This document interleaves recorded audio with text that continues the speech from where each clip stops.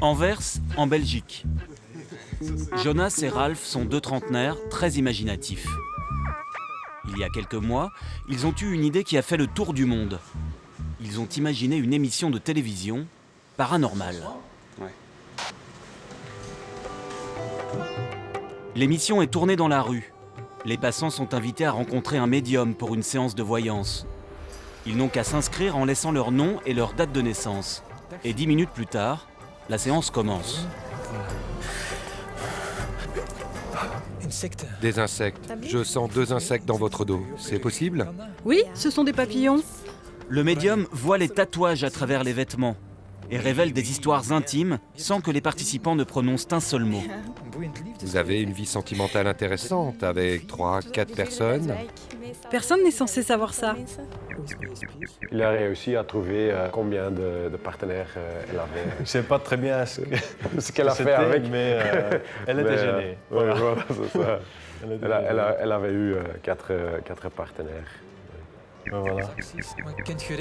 Et le médium va encore plus loin. Il devine le numéro de compte en banque de cette femme, les achats faits récemment par celle-ci. Le mois dernier, vous avez dépensé 300 € de vêtements. Et finalement, le rideau tombe. Oh my God. Derrière, des pirates encagoulés qui trouvent sur Internet en temps réel toutes les informations sur les participants, en tapant simplement leur nom. Ils parlent au prétendu médium à travers une oreillette. Cette expérience est en fait un spot publicitaire pour des banques belges, afin de sensibiliser le public aux dangers d'Internet. Oh man. Voilà. Jonas et Ralph sont les créatifs qui ont eu cette idée. Ils travaillent pour une agence de publicité. C'est comme regarder dans un miroir, quoi. Il se voit et c'était directement clair que peut-être je dois faire plus attention à tout ce que je mets sur Facebook. Aujourd'hui, 26 millions de Français ont un profil sur Facebook et 6 millions ont un compte sur Twitter. Pour eux, Internet fonctionne comme une place publique. Ils y livrent toutes sortes d'informations sur leur vie. Mais ces données personnelles sont de plus en plus récupérées, légalement ou non. Par des publicitaires, mais aussi par d'autres internautes mal intentionnés. Enquête sur notre vie numérique, sa valeur et ses pièges.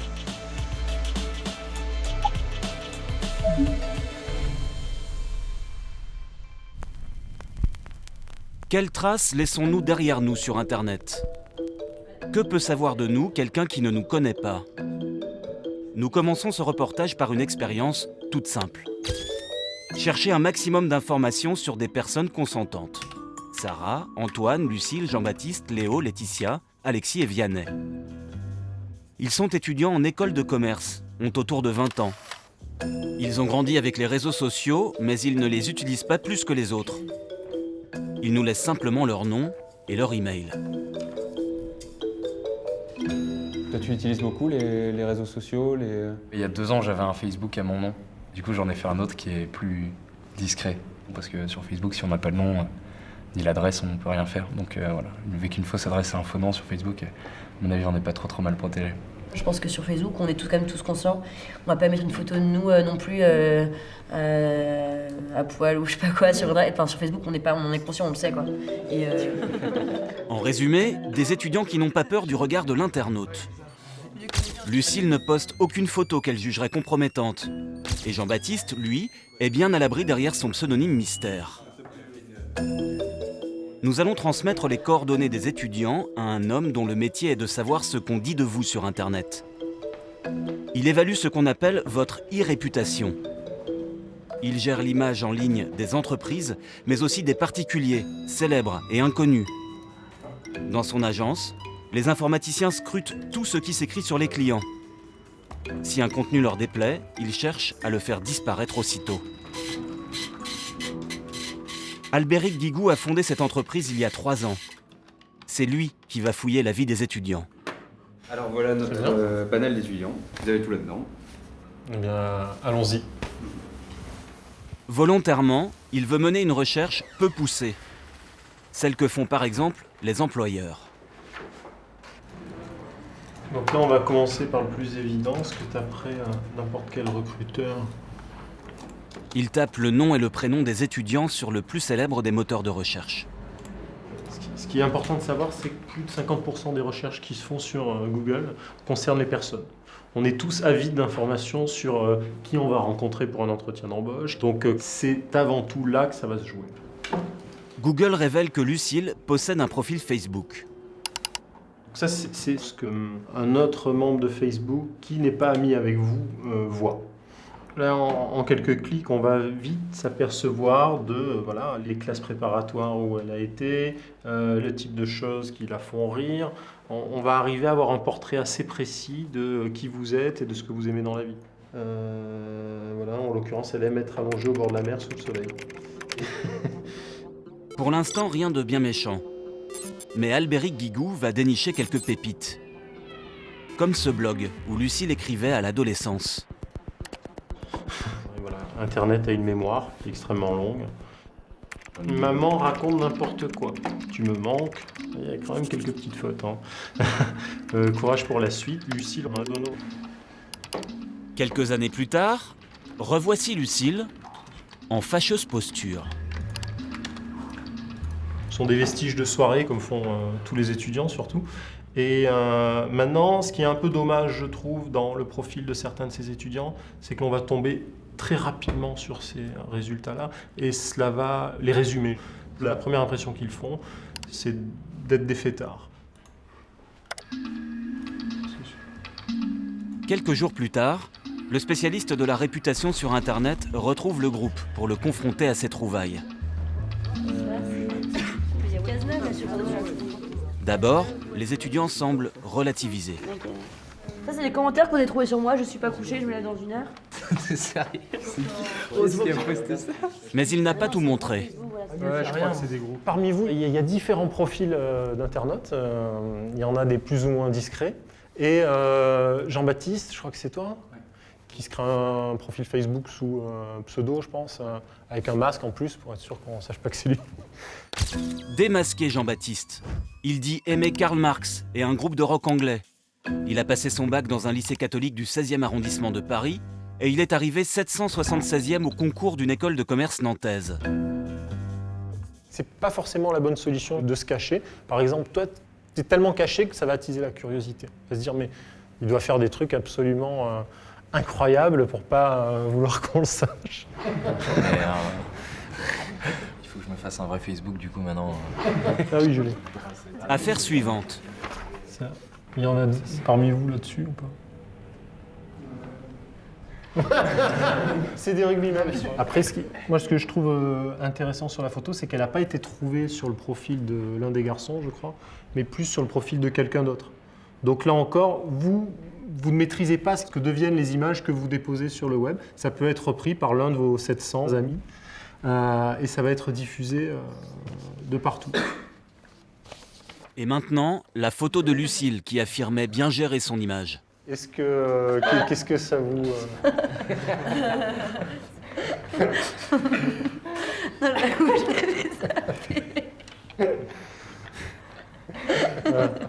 Ouais, je cherche un CDD pour le billet.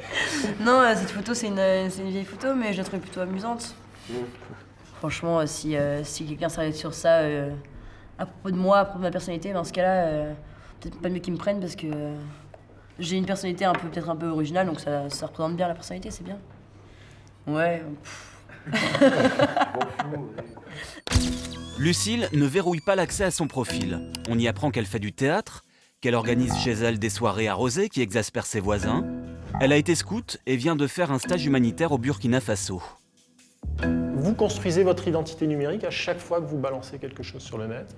Donc il faut le savoir et il faut l'assumer. Voilà comment les internautes se créent une réputation parallèle, qui ne reflète pas toujours la réalité.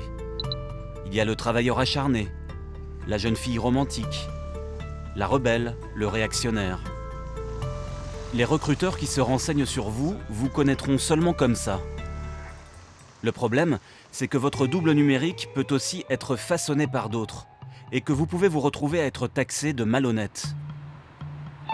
Un cauchemar que Stéphane vient tout juste de traverser. Il y a quelques mois, ce travailleur indépendant se retrouve en conflit avec l'un de ses anciens employeurs, parce que ce dernier ne lui donne plus de travail. Stéphane l'assigne au prud'homme. Quelques jours plus tard, il apprend par un collègue que son patron s'est défoulé sur la toile. Alors le premier réflexe que j'ai eu, c'est d'aller sur Google. Et à ma grande surprise, je suis tombé sur une page pleine avec des articles diffamatoires. Sur Google, le troisième lien qui apparaît cite son nom et formule une alerte. Attention à Stéphane. C'est un site réservé aux professionnels, où Stéphane est qualifié de maître chanteur.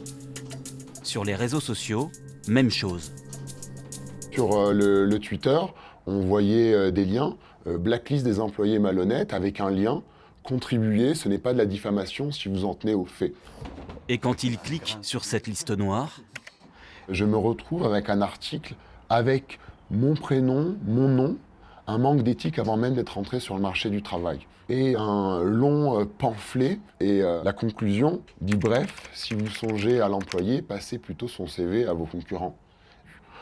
Vu qu'il avait plus de 10 000 personnes qui suivaient son compte, il avait réussi à inonder la toile. Donc l'objectif était de nuire à ma réputation numérique. Et cette réputation se dégrade au plus mauvais moment, car Stéphane cherche du travail. Il constate que les employeurs à qui il envoie son CV le rappellent de moins en moins, alors qu'il vient pourtant d'obtenir un nouveau diplôme. Stéphane prend un avocat et porte plainte pour diffamation contre son ancien patron. Il y avait aussi un combat personnel contre lui. Il m'a dit, entre toi et moi, je serai plus fort. Tu es jeune, la procédure judiciaire va te coûter cher. Moi, je suis riche et je vais pouvoir la mener jusqu'au bout. Finalement, c'est Stéphane qui gagnera. L'ancien employeur a été condamné à payer 3 000 € de dommages et intérêts et à retirer toutes ses publications. Mais entre-temps, elles ont été copiées sur des sites américains contre lesquels Stéphane pourra difficilement agir.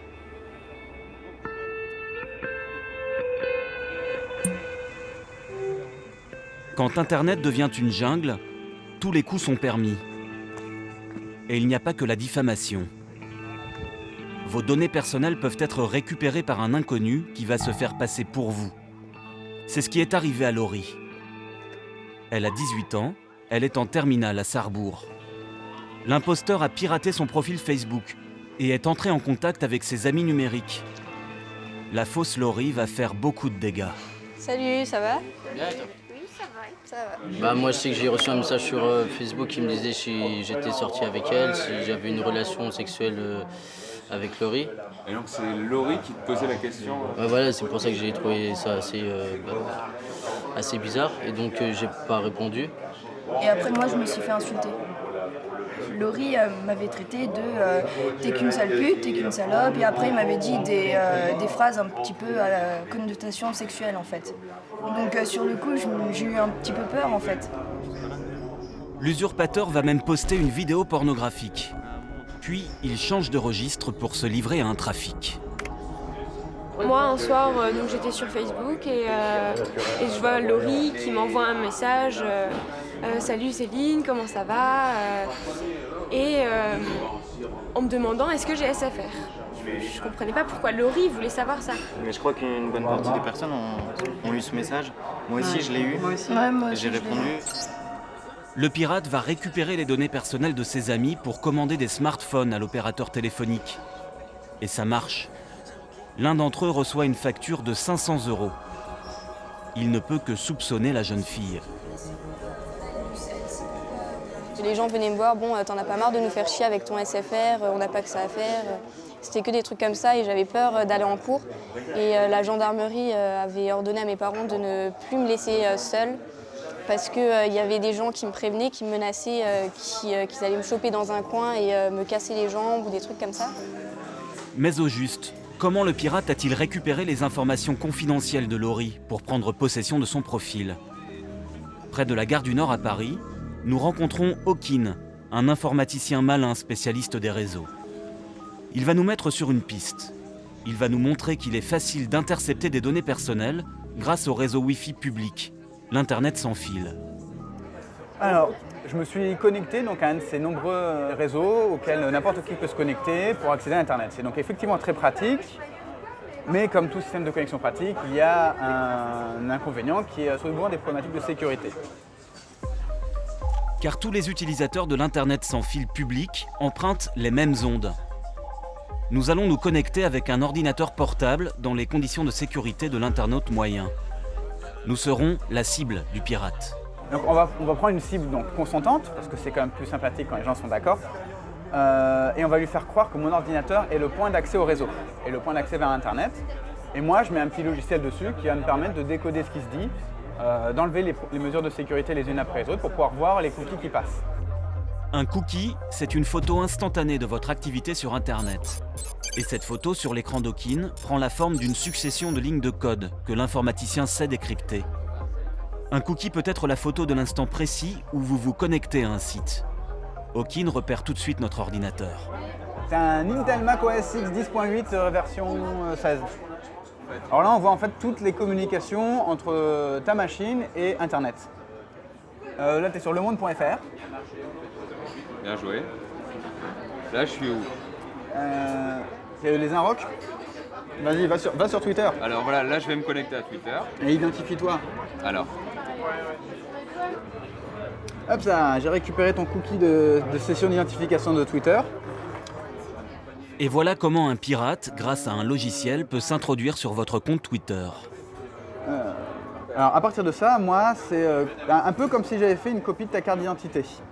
Ce qui fait que normalement, avec ça, je peux le réinjecter dans mon navigateur et l'utiliser directement ta session Twitter sans login et sans mot de passe.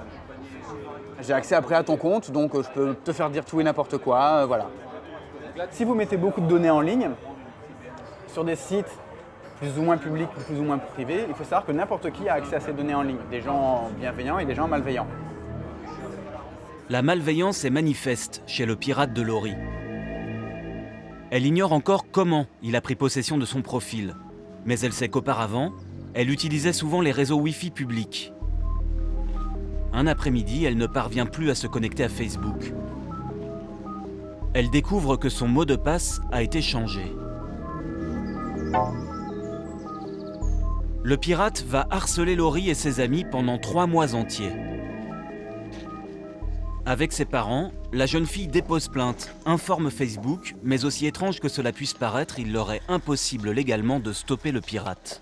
Ça, c'est le dossier qu'on a constitué et puis qui s'allonge de jour en jour. Le certificat médical délivré par le pédiatre d'une durée d'1 mois. Donc Laurie a été déscolarisée. Les médicaments que Laurie a été obligée de prendre pendant un bon moment. Laurie est d'autant plus vulnérable que le hacker, le pirate, l'a inscrite sur des sites de rencontres où il a posté sa photo et son email. Elle reçoit de nombreux messages. Le plus dur, c'est toutes les discussions que le hacker a fait où il proposait des relations aux hommes, quoi. Moi, j'étais très mal de voir que ma réputation, en l'espace de quelques minutes, le temps de me faire pirater mon compte, avait changé du tout au tout, quoi. J'étais plus la fille qui passe inaperçue dans son lycée, quoi. J'étais la fille qui se lâchait à son ordinateur. La nuit, je me réveillais, j'arrachais les draps, j'arrachais ma chemise de nuit. J'étais vraiment, c'était comme si j'avais plus aucun contrôle sur moi. Comme si le temps qui possédait mon compte, il possédait en même temps mon caractère, mes pensées, tout, quoi, mon corps, quoi. Les enquêteurs vont remonter jusqu'à une adresse IP, c'est-à-dire la carte d'identité d'un ordinateur. Il appartient à un homme qui va être interrogé et qui va nier être le pirate. Il existe une possibilité que son accès à Internet ait lui-même été piraté. L'affaire a été classée, faute de preuves. Et les harcèlements ont cessé. Au cœur de l'affaire, les réseaux sociaux. Nos profils sont-ils bien protégés ? Au-delà du piratage, comment nos données personnelles sont-elles gérées par Facebook ? Nous avons demandé à interviewer des responsables du réseau social, sans succès. Alors nous sommes allés voir un fin connaisseur du système. Vienne, en Autriche. Max Schrems est un étudiant en droit de 25 ans. En Europe, il est le caillou dans la chaussure de Facebook. Pendant des mois, il n'a cessé de demander au réseau social de lui envoyer son historique de navigation. Et il a fini par recevoir ceci. 5 ans de vie en ligne et beaucoup d'informations archivées.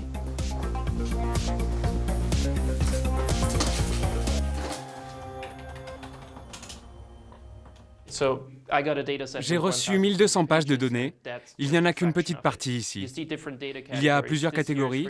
Ici, c'est ma liste d'amis, que vous pouvez voir ici aussi. Là, on voit bien comment ils sont connectés les uns aux autres. Ici, il y a tous les amis que j'ai supprimés depuis 5 ans.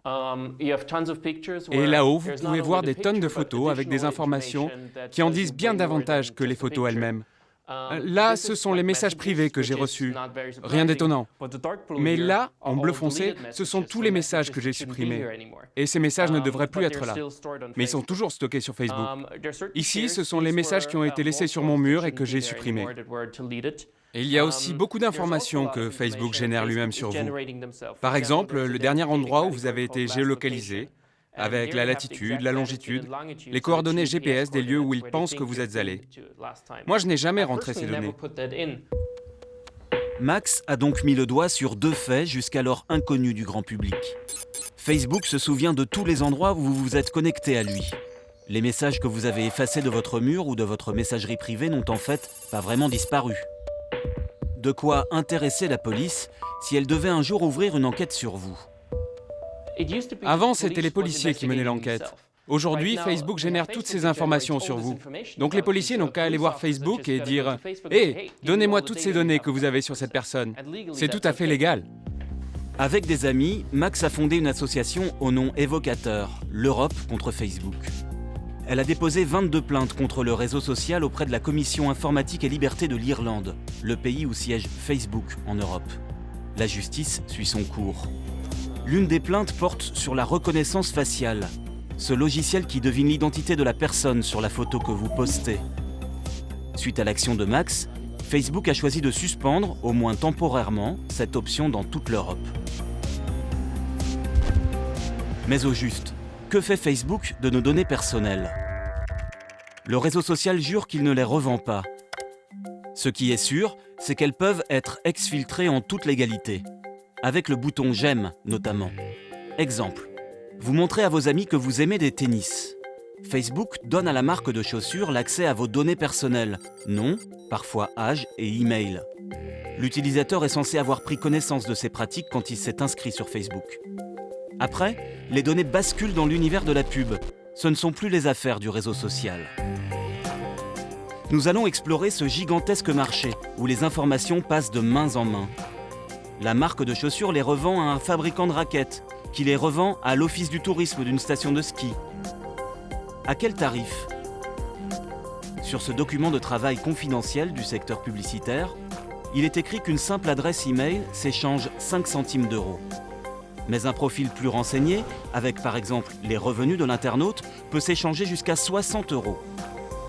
Est-il possible de retracer le parcours de ces données personnelles? C'est le défi que s'est lancé Guillaume Vialet, un entrepreneur du web. Il épluche les emails que les annonceurs lui envoient.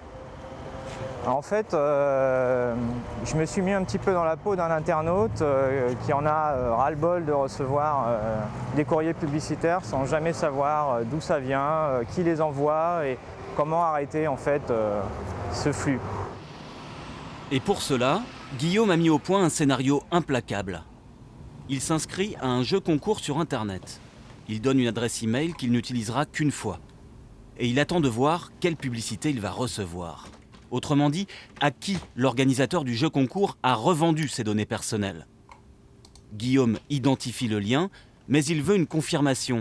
Alors il appelle la société qui lui a envoyé l'email.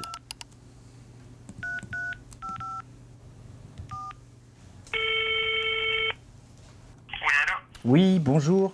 J'ai reçu de la part de votre société un email publicitaire et en fait, j'aurais voulu savoir de quelle façon vous avez récupéré mes données personnelles.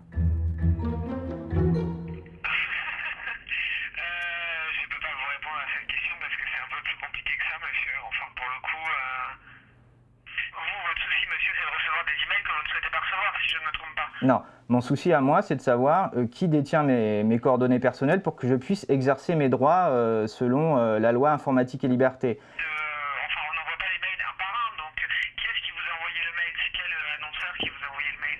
Ah bah, il y en a eu beaucoup. La ténacité de Guillaume portera ses fruits. Le commercial le recontactera pour lui donner les informations recherchées. L'internaute a donc les moyens d'agir. Aujourd'hui, si j'ai un conseil à donner aux internautes, c'est d'avoir plusieurs adresses e-mail. Une personnelle pour leur correspondance privée et une qu'ils vont dédier aux jeux concours, aux sites internet qui n'ont pas forcément une réputation établie sur le web. Mais aujourd'hui, les publicitaires investissent dans des techniques beaucoup plus sophistiquées que l'envoi d'emails pour nous proposer leurs produits. Nous retrouvons Hawkin, l'informaticien spécialiste des réseaux. Grâce à un logiciel disponible sur Internet, il va réaliser une expérience troublante. Nous allons nous connecter à plusieurs sites d'information. Lemonde.fr, lefigaro.fr, libération.fr, Rue 89 et beaucoup d'autres. Ce que nous allons découvrir est valable pour la plupart des sites auxquels l'internaute accède gratuitement. Et nous, pendant ce temps-là, pendant qu'on charge la page d'accueil, qu'est-ce qui se passe? Voici l'envers du décor. Visiblement, nous sommes espionnés par ces petites bulles. Ce n'est pas le cas seulement sur Rue 89, mais sur la plupart des sites non payants. Ici, on envoie des cercles. Alors, le cercle entouré de bleu, c'est un site que j'ai visité directement, que j'ai dit à mon navigateur, je veux aller voir ça. Et le site entouré en gris, c'est un site sur lequel je n'ai pas demandé à aller. Donc là, par exemple, on voit très bien que Rue 89 est connecté directement à tous ces sites-là. Donc quand on regarde qu'est-ce que c'est ces sites-là, c'est des régies publicitaires. Là, c'est easyvol.org. Là, c'est l'Argus Auto, Easy Voyage, Shopoon. Enfin, voilà, ça continue. Attention. Ces sites publicitaires payent pour être présents sur la page. Ce sont des sites qui vont enregistrer que j'ai visité cette page-là. Grâce aux cookies, grâce à tous ces mécanismes de pistage de l'utilisateur. Donc il faut imaginer comme si chacune de ces petites bulles-là, c'était quelqu'un qui me suivait dans la rue quand je marchais, qu'à chaque fois que je rentrais dans une boutique, j'ai 200 personnes qui me suivent. Voilà. Un scénario que nous avons reconstitué. Vous êtes la jeune femme en rouge. À peine entrez-vous dans le magasin que vous êtes suivi par des hommes en noir qui représentent les régies publicitaires. Voilà ce qui se passe si vous regardez un produit comme cette farine bio. Les hommes en noir vous observent et très vite, ils vous proposent des produits similaires. C'est précisément ce scénario qui pose problème à Hawkin. Ce qui me gêne, c'est que je ne suis pas au courant de toute cette fuite de données. Je ne sais pas quelles sont les données qui fuitent sur moi, je ne sais pas ce qu'ils font avec mon profil commercial et surtout, je ne peux que très difficilement m'y opposer. Qui sont les hommes qui nous épient derrière ces petites bulles? Avant de les rencontrer, nous allons découvrir leurs outils. Nous avons rendez-vous dans ce château fort d'Internet, où les caméras ne pénètrent que rarement. Il est situé près de Paris. C'est ce qui s'appelle un data center, un centre de données. Il accueille 150 000 serveurs qui hébergent des sites Internet. Michel Brignano dirige ce centre de données, le plus grand de France. Là, c'est ultra sécurisé. Là, on est dans un sas, on doit attendre qu'une porte se ferme pour que l'autre porte s'ouvre. Donc c'est ultra sécurisé, chose essentielle pour nos clients.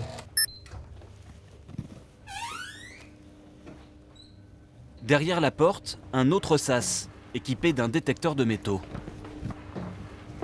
Voilà, c'est un sas unipersonnel qui permet là aussi d'être sûr qu'une seule personne va accéder à la fois sans matériel informatique. C'est vraiment la sécurité absolue. Et puis, derrière cette ultime porte, la salle des machines et son bruit sourd si caractéristique. Tout le couloir que l'on voit ici, vous avez un certain nombre de petites salles informatiques, là où sont hébergés les sites internet. Moi, quand je me connecte à un site, ça arrive... Ça arrive forcément sur un ordinateur, sur un serveur de données qui est ici. Il peut y avoir des sites comme Doctissimo, ou comme Le Monde, ou comme Le Figaro, ou comme d'autres. Tout est regroupé. La particularité d'un centre de données, c'est qu'il possède une porte d'entrée unique par laquelle passent tous les internautes. Avant d'atteindre le site demandé, les connexions de millions de Français transitent par cette petite pièce. Voilà, ici, on est au cœur de l'Internet. Donc, vous avez ici des milliers de câbles et c'est par là que les utilisateurs vont arriver, vont venir jusqu'à une plateforme d'échange ici, et à partir de là, ils vont pouvoir aller dans les salles, là où sont hébergés les sites. Et ce poste d'aiguillage est hautement stratégique. Pour les publicitaires qui veulent se renseigner sur les sites que nous visitons. C'est ici, à la source, qu'ils se branchent sur le réseau. Rien d'illégal à cela. Ces câbles jaunes de fibre optique acheminent l'information vers les serveurs des publicitaires dans une pièce voisine. Il y a des gens qui analysent le trafic, ils regardent ce que vous faites et évidemment ils vous proposent de la publicité. Le fait que tout soit regroupé dans cette data center leur facilite la tâche et ils peuvent proposer leur service en disant voilà, vous avez envie d'acheter des chaussures, on va vous envoyer de la publicité de chaussures. Une visite qui met en lumière la dimension matérielle d'Internet. Si les publicitaires envoient rapidement leurs annonces sur nos écrans, c'est que leurs radars sont implantés à quelques mètres des serveurs des sites sur lesquels nous naviguons. Qui sont ces super informaticiens de la publicité et comment travaillent-ils? La Ciotat, près de Marseille. Sébastien Bock est ingénieur dans la deuxième entreprise française d'exploration de données. Un secteur en plein essor. Pour nous expliquer son métier, il se connecte sur un site de vente de bots. L'internaute arrive sur le site internet du marchand, il consulte un certain nombre de produits. Les produits qu'il a consultés nous servent à savoir les produits qui pourraient l'intéresser. Et nous, on détermine via des analyses de données quels vont être les meilleurs produits à servir avec le dernier produit que vous avez consulté, en l'occurrence la botte. Comme vous êtes sur le point d'acheter une botte, on va vous servir des chaussures pour femmes. Servir, cela veut dire afficher en temps réel une bannière publicitaire dans un coin de votre page. Et cela peut aller bien plus loin que de proposer une chaussure à une acheteuse de bottes. Car les ingénieurs sont capables de croiser des données pour mieux connaître l'internaute. Retour au supermarché avec un exemple. Aux États-Unis, dans les années 90, les vendeurs d'une chaîne de grands magasins remarquent que le week-end, deux produits sont souvent achetés ensemble. La bière et les couches pour bébé. Pourquoi ? Ils découvrent que l'acheteur type est un jeune homme venu se ravitailler en bière car il s'apprête à regarder le match de foot à la télévision. Comme il est aussi père de famille, sa femme lui a demandé de rapporter des couches. Une nouvelle catégorie de consommateurs est identifiée. Pour que le supermarché augmente ses ventes, les couches vont donc être placées à côté des bières. Comprendre le comportement du consommateur pour lui proposer ce qu'il est susceptible d'acheter, c'est exactement ce que font les explorateurs de données sur Internet. Leur avantage, ils connaissent votre historique de navigation et la zone géographique où vous vous trouvez. Bien sûr, ils ne vous surveillent pas en personne. Ce sont leurs programmes qui s'en chargent à base de statistiques et d'équations. Et ces programmes traitent les données de 85% des internautes français. Tout ça se fait de manière invisible pour l'internaute qui voit, en fait, qui arrive sur son site soit de partage de vidéos, soit son site de réseau social et qui va voir sa bannière s'afficher instantanément sans savoir que derrière, il y a des milliers de calculs qui ont été déclenchés pour savoir quelle bannière lui afficher, quel produit lui afficher dans cette bannière. En un dixième de seconde, le temps que vous chargez votre page, le programme de Sébastien vous aura analysé, ciblé et vous aura envoyé la publicité choisie.